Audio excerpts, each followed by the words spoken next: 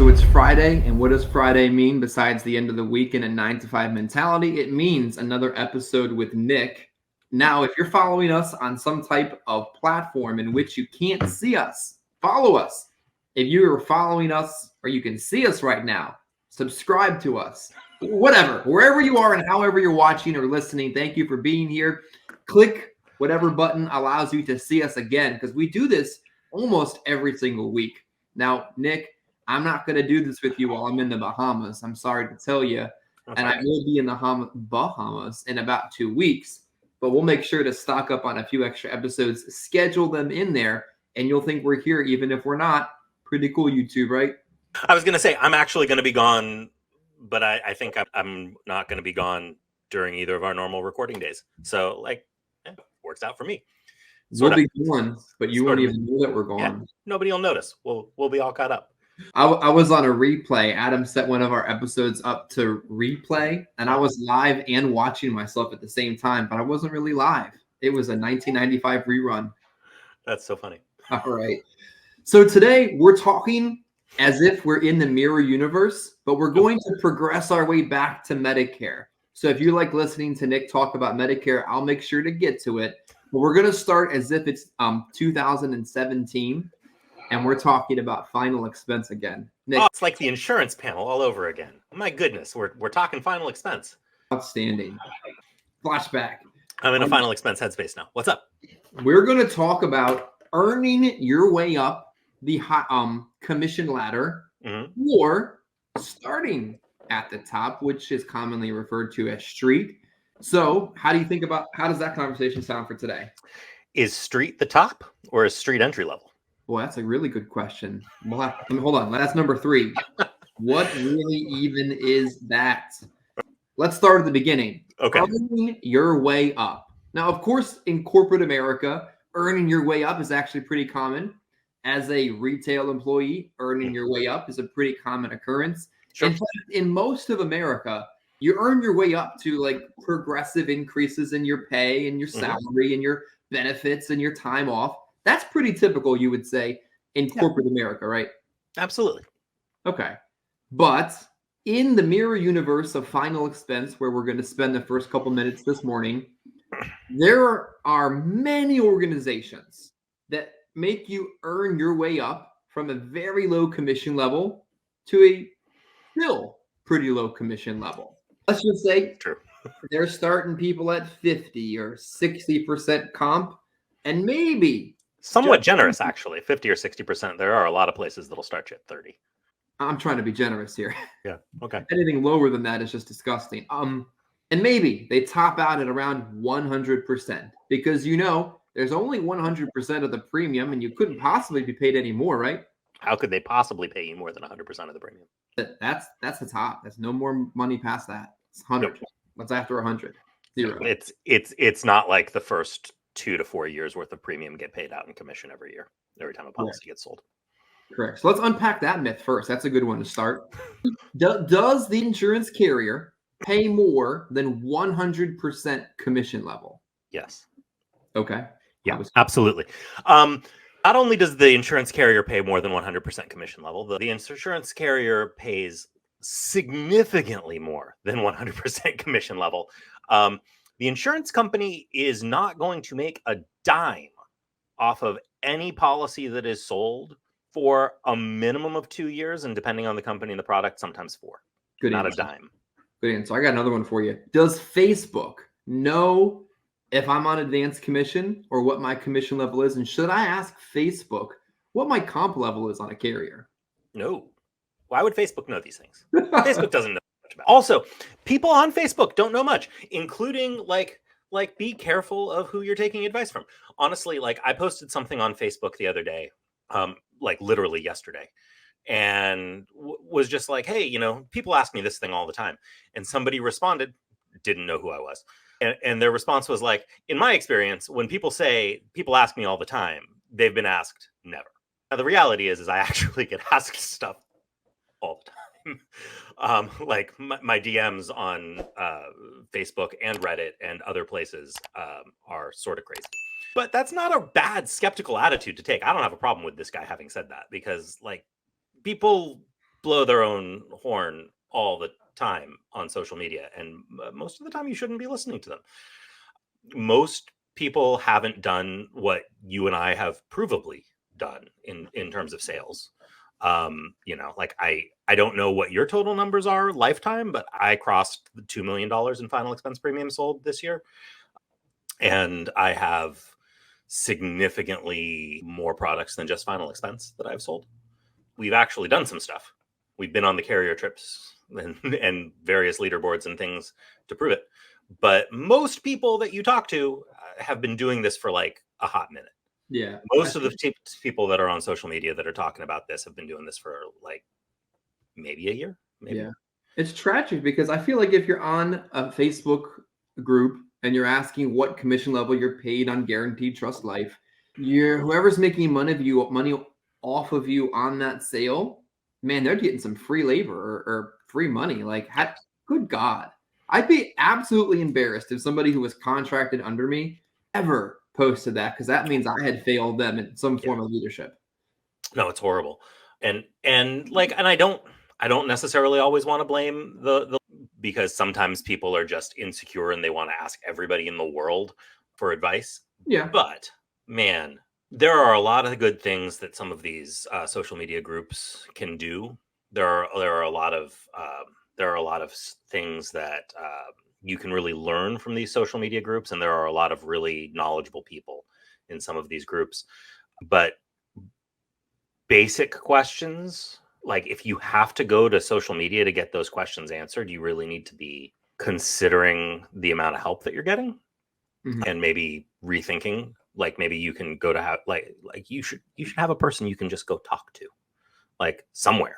Like maybe it's not the person that is your sales manager. It should be.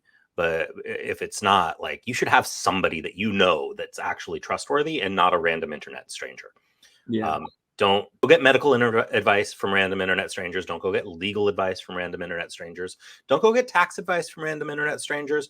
Don't go get advice on how to run your career from random internet strangers. You don't know who these people are. Exactly. It's just a bad deal. So let's start with our original topic in mind now that we cleared the air, that I can't possibly know what your commission level is on Guaranteed Trust Life. None of us could, none of us should, unless your upline's in the group, and that's why you probably posted it anonymously.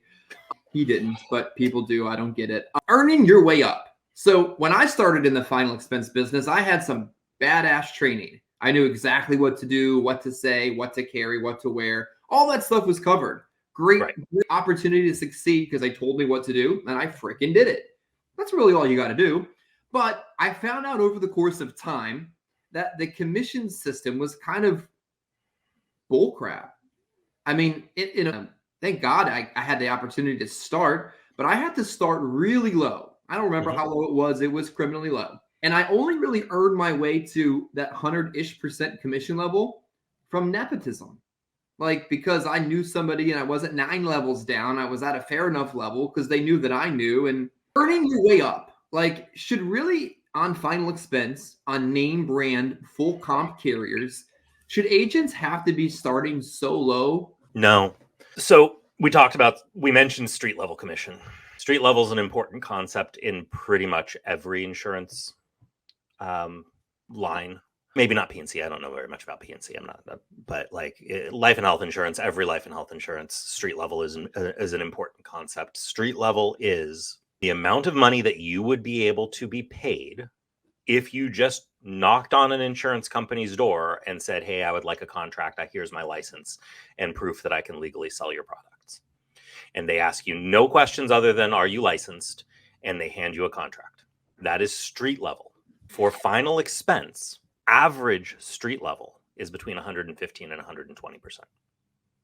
Average. Now, there are companies that have lower street level.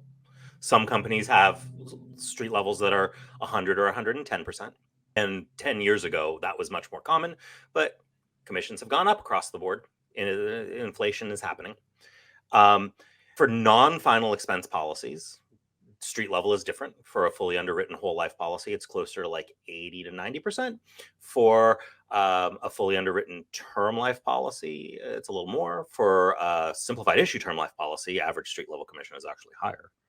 but you don't get the renewals. So there's stuff, right? There's stuff. You should know what street level in your line is. That is the number from which you should be basing all of your decisions. Because sometimes maybe it makes sense to take a pay cut. Maybe it makes sense to say, hey, I understand street level is 120% with Mutual of Omaha. I recognize that. I could go to Mutual of Omaha and get 120% contract just by calling up their contracting department and saying, hey, can I have a contract with you? And they will say yes. And you would get paid 120% commission of first year commission. So, if it's $100 a month premium, you're going to make $120 a month. Great. But maybe somebody is offering you something that is valuable enough that you say, hey, I'm going to take a 10% commission cut. I'm going to take a 20% commission cut. I'm going to take maybe a 25% commission cut. Struggle to think of what is valuable enough to take more than a 25% commission cut, honestly. Some people will do it for leads. Those leads are crazy expensive if you're going to give up more than 25% of your commission for leads. There are people who will take free leads and give up half their commission. They'll be on a 60% contract. And there are people who do that all day long, and I think they're crazy, and I don't think you should do that. But there are people who are not willing to take the risk and put out for leads. And I don't blame the agencies that provide free leads for wanting to cover themselves for risk. They're buying leads. Leads are not free. No. But giving up, making only $60 a month on a $100 a month premium instead of $120 a month on a $100 a month premium, that is an extraordinarily expensive lead. That. So flip the script a little bit. I have an idea because I don't think we really ever unpacked this one over the course of years. Should agents expect agency level commission percentages just because they haven't failed out over the course of a few years? I have the discretion. I have the discretion at times to drop a big number to catch a big fish. Don't get me wrong. Sure. I've done it. I think that's the discretion of having the number to be able to offer it in certain circumstances. But should a middling, piddling, low-level producer that just hasn't failed out think to themselves, I should be able to get 130, 35, 137, 140, 142, 145 just because. No. So that's not street level, right? Mm-hmm. And so this is where things get weird. Let's get weird. because everybody should have access to street level, right? If you want to go above street level, usually people want there to be a reason why you're able to go above street level. That reason would most of the time be production numbers. In some lines, if we're not going to just talk about final expense, sometimes that is also bodies. We mostly talk about Medicare. If you want to get above a street level commission for Medicare, you have to have people recruited under you. You have to, in order to have above street level commission for Medicare. And that's a non-negotiable thing. You don't always have to have a lot of people. A lot of places will tell you you have to have 5. You don't really. With most carriers, make up their own rules sometimes. We're talking in generalities. But yeah, to go above street level, there does need to be a reason why you're going above street level. It's nice to be able to get paid more, but usually that's going to be production related, because that does come out of somebody else's paycheck, because there is only one amount of commission that goes around, right? Mm-hmm. And so just like if you are taking below street level, you are giving up some of your commission and putting it into somebody else's paycheck. If you are going above street level, somebody is offering you a piece of their paycheck.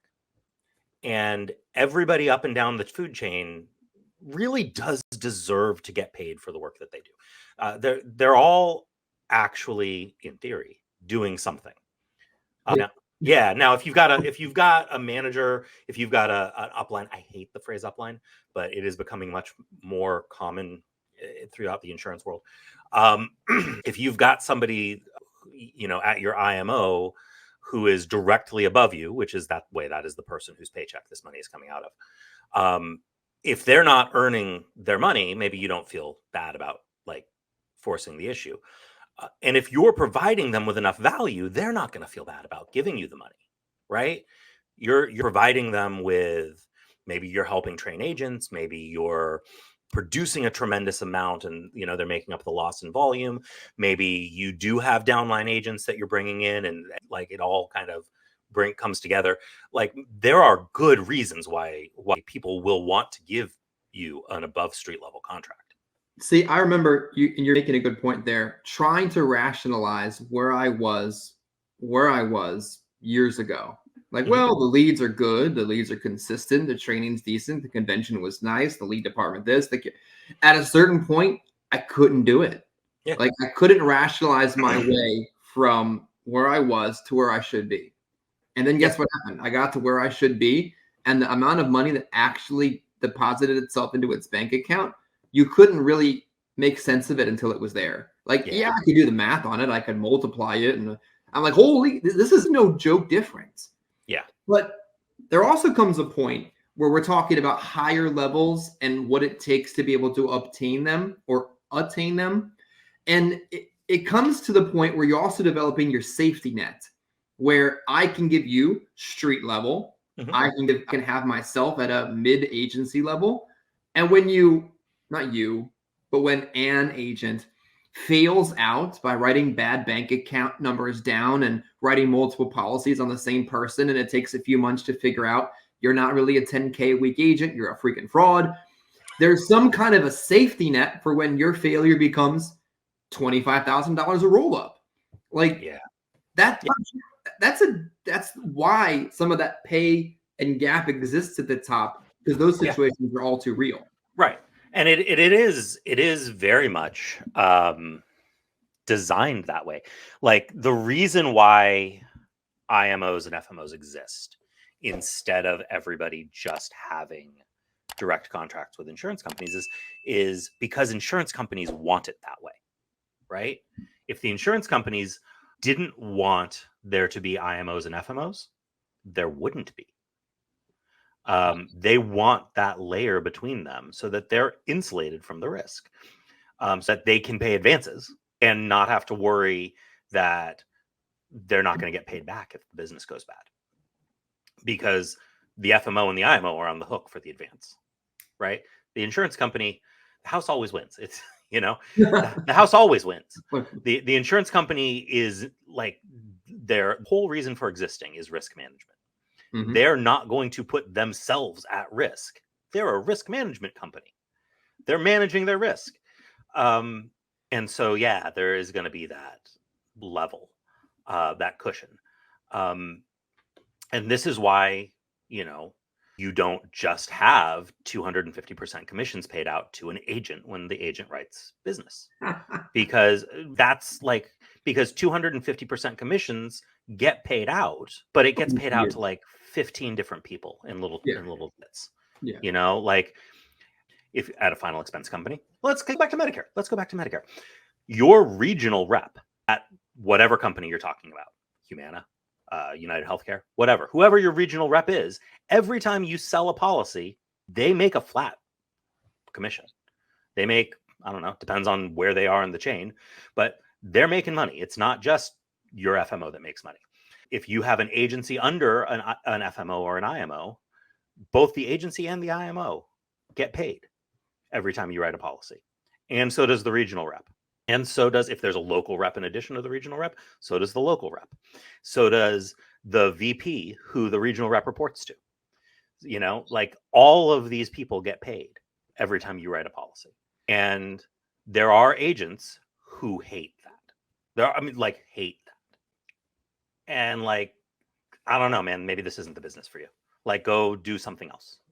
This is the way that the business is structured. This is not going to change. And unless you want to be working for the insurance carrier as a sales rep, which is not a great job. I mean, like, I wouldn't want to be working as like a sales manager for an insurance company, but like, that's part of their compensation. They get paid.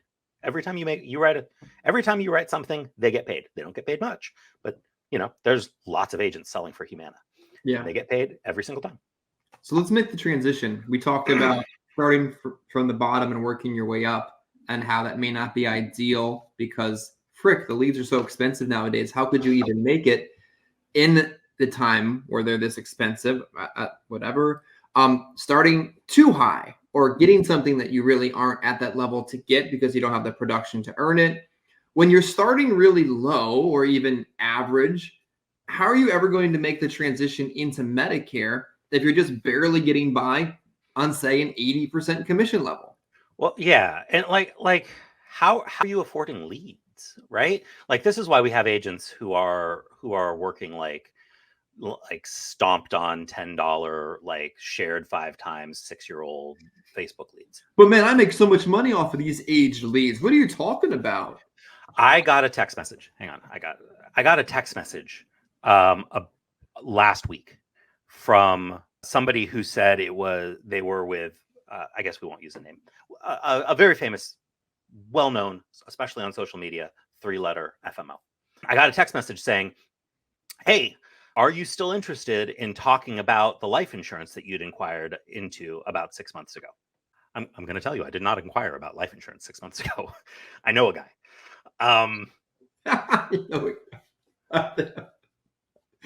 Me too. Yeah, right. Me too. Responded back and I was like, "I would like to know what you were responding to. How did you get my name? Let's talk." And somebody somewhere, I was online not inquiring about life insurance whatsoever, but somewhere along the line somebody sold my information to Ethos Life, who sold that information to this gentleman as a lead and told him it was a 1-year-old life insurance lead and they didn't have the original lead anymore, but here's a list of names and go call these people. Randomly cold calling me thinking he had You're an Ethos lead? I was an Ethos lead. Linkedy, how do you feel about that? It was freaking weird. I have never even Googled Ethos Life, so I don't know how Ethos got my information. But he said it's possible that he meant to like hit me up with a recruiting thing instead. But he was very certain that it was an Ethos lead until I told him that I was licensed. You just kind of like, he probably just ate from the tree of life at that moment and thought for himself, is this the Garden Eden or am I in freaking hell? Yeah. I mean, it was like, but you know, he was talked for a little bit and he told me he's only been with Family First Life. He's been with them for, oh, sorry, I said the name. I wasn't supposed to say the name, but he'd only been with them. And he'd been with them for about 3 years, but he'd been with 3 different teams within them. And he'd been with this current team for like 3 or 4 months. And this was finally the team that was going to get him on the right track. Gotcha. For the record, Aaron, edit out the name so that not of us receive a cease and desist letter in our mail. Because they're litigious. And only like 12 people are going to watch this thing anyway, but I don't care. I don't like if one of them is somebody from that IMO, I don't need that. Yeah. But yeah, the point is still very valid. You didn't fill out a request for information. You did not intend to become a lead. In fact, the FCC is cracking down vigorously on this form of lead generation over the course of 2024, which is going to make starting at a low commission level even harder. Like when I started on a low commission level, I was working, I don't know, $20 direct mail, $15 check leads. It wasn't that expensive. Yeah. But how in the world do you make it on a 70 with a $40 lead? Yeah, you don't, right? I mean, even with average premium going up, right? Like when we started, average premium was $50 a month. Average premium is now probably closer to $65 a month. Even with that, man, it's rough. You know, if you're out there trying to grind out 4,000 in AP, maybe 5,000 now that average premium has gone up, right? Maybe 5,000 should be the baseline. $5,000 of premium a week, but you're only keeping 20, let's say 3,000. Let's say you're keeping 3,000 of that. And then you're spending 1,000 a week on leads and you're going to lose 20% of that 3,000. Like you're suddenly not making very much money anymore. You're suddenly making as much as you would have made at a job with far less risk, responsibility, stress, and investment. And then making the transition into Medicare, which is not a cash flow product. When I use that term online, I'm differentiating advanced comp, high paying, quick paying products versus health products, which are not cash flow products. When you're trying to make that transition, but you're not even making it on that side of the fence, this side of the fence becomes not even viable. Yeah, it becomes really hard. It becomes really hard. And then that's when you get agents who, want to get into Medicare, but they then choose to be like LOA agents. And again, nothing against LOA agents who want to be LOA agents. There are a place in the world for an agent who wants to just make a flat fee. But like, I had an agent who was talking to me almost a year ago at this point, was the last time we talked, but he was like, I'm just going to get paid $100 every time I make a sale. And I'm going to get $100 every single time. And it's not going to, and I'm going to get it right away. And it's not going to get prorated. And I'm not going to get renewals, but I know I'm going to make $100 every time I make a sale. And they're going to provide me with leads. And I know I can make, 9 to 10 sales a week because they're providing me with leads. And so I'll make $1,000 a week with no overhead. And it'll be the same all year long. And I can budget it. And I'm happier that way. My wife's happier that way. I know long-term it's costing me money, but didn't want to buy leads because he couldn't afford it. Oof. Didn't want to have commissions get prorated out throughout the first year because he couldn't afford it. Didn't want to have to wait for renewals to accumulate, and get paid $25 a month at a time because he couldn't afford it. And he's like, I'm gonna get there eventually. He's like, I'll give you a call when I've got a little bit of money saved up and I can be a street level agent. But he's never going to get there. Like, nope. You're never going to get to the point of regret. And that's the saddest thing, where in 3 or 4 years, you look back and you say, man, I could be sitting on $15,000 a month of renewals, but I'm still doing the same thing. You're never even going to make it to that point. No. And realistically, Medicare pairs perfect with final expense because of the cash flow aspect and the long-term gain. Yeah. Because I personally don't want to be banging doors at 50 years old trying to get somebody back on the books that's lapsed 6 times in 15 years. Right. I mean, God bless them. That's a great pickup when you need it on a bad day. But I'm hoping to have that, not hoping, but I'm working so that's not forever. Yeah, right. I mean, that's the idea. You want to have some safety. You want to have some security. And although renewals in final expense are important and they are real, they're never going to be enough to live off of. I mean, unless you live an extraordinarily modest life. Yeah. And it's just life, So let's take a hot take at this. At the moment, someone's going to come down the driveway and disrupt the rest of the afternoon, and I don't want to disrupt the 10 people that watch this episode. Hot take on the comp situation. We've already talked clearly about how working your way up is really not fair when you can get the same amount of leads, training, support, and carriers at a fair commission level at this point in the industry. What would you do? What would you suggest an agent do that's got their license, that's heard about the business, that somehow wasn't recruited by a friend or family member, that really wants to give this a go come 2024? What advice would you give them as our hot take for today? Get a fair contract, but more importantly, find somebody that can teach you how to do this, that you trust, that you get along with, and that you're okay with spending a lot of time with. Because it's going to take a good amount of training. If you've never done this, it's going to take a good amount of training, even if you have other sales experience. There isn't anything quite like selling insurance. It is different, and it's going to take a little bit of time. And you need to work with somebody that you feel comfortable with, that you feel comfortable going to, that will answer your questions, that you have a good relationship with, that you can get trained by, because the quality of your training is going to make or break you more than anything. And then find somebody that you get along with that's also going to pay you fairly and not take advantage of you. Yeah, I think I would never have made it in this business if I had received, let's just say, a 120 and no idea what to do with it. Yeah. Now, here's your carrier contract, your agent number with Transamerica. Hi, Steve Weber. Your 120% commission level, and go with God. Yeah. Well, nothing would have happened. The training really made such a significant difference until the point where I was able to graduate to. And it's not one or the other, right? Like, you need both. There are places where you can go to get both, but you need both. You need to have both the ability to work with a person. I'm not saying like you're getting a bunch of training videos from like in a Dropbox folder. Somebody whose phone number you have that you can just call. You need to have that, and you also need to have a fair compensation. You don't need to have one. You don't need to sacrifice one for the other. Yeah. But Well said. But the training is more important. Welcome back to the mirror universe where we discussed a little final expense today, but we made the Medicare transition where if you're going to make it long-term, if you're going to get long-term renewals, if you're going to get stability like this business has the ability to provide, you need to start with a fair business setup that gives you the opportunity to make that transition. Otherwise, you're going to be treading water into the point you find yourself back at a job. Nick, appreciate you being on today. We'll be on next week, maybe, I believe, not sure. But we'll make sure to record episodes that play in real time, even if we're not here in real time. So make sure you like, comment, subscribe, or follow if all you're doing is hearing and not seeing us today. Nick, thanks for joining me today.